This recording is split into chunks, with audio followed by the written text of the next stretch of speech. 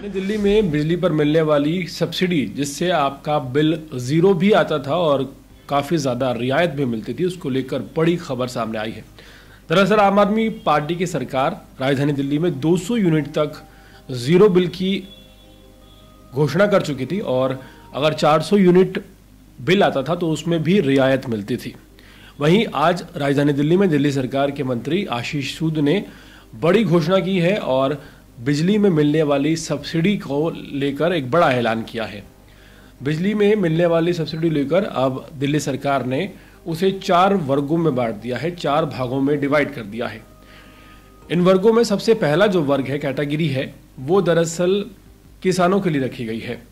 दिल्ली के किसानों को बिजली में मिलने वाली जो सब्सिडी है, जिससे बिल फ्री भी आता है और कम भी आता है, उसकी कैटेगरी में सबसे पहले रखा गया है।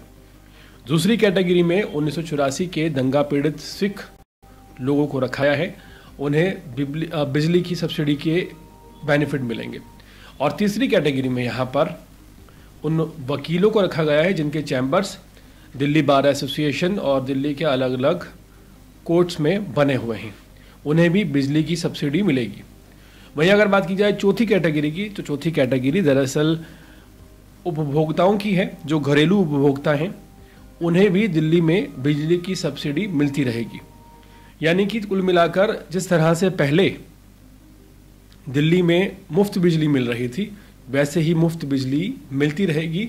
दिल्ली में मुफ्त बिजली मिलनी बंद हो गई है या बंद हो जाएगी, इस तरह के जितने भी कयास लगाए जा रहे थे या जो दावे आम आदमी पार्टी कर रही थी, उन सभी दावों पर हाल फिलहाल विराम लग गया है। और यहाँ पर दिल्ली सरकार ने बड़ी घोषणा करते हुए सिख दंगा पीड़ितों को एक बड़ी राहत दी है, किसानों को बड़ी राहत दी है, वकीलों को बहुत राहत दी है, और जो घरेलू उपभोक्ता हैं जिन्हें ऑलरेडी बिजली की सब्सिडी मिल रही थी, जिससे कई गरीब घरों का बिल ज़ीरो आ रहा था, उन्हें एज इट इज़ बिजली की सब्सिडी मिलती रहेगी।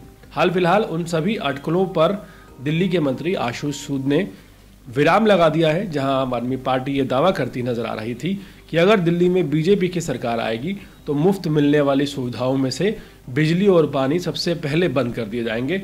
अब दिल्ली में पहले की तरह ही बिजली मिलती रहेगी।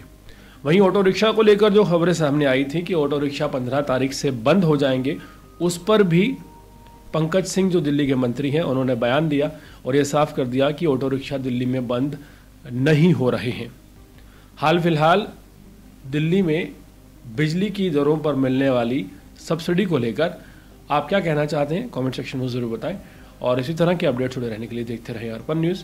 बहुत बहुत शुक्रिया।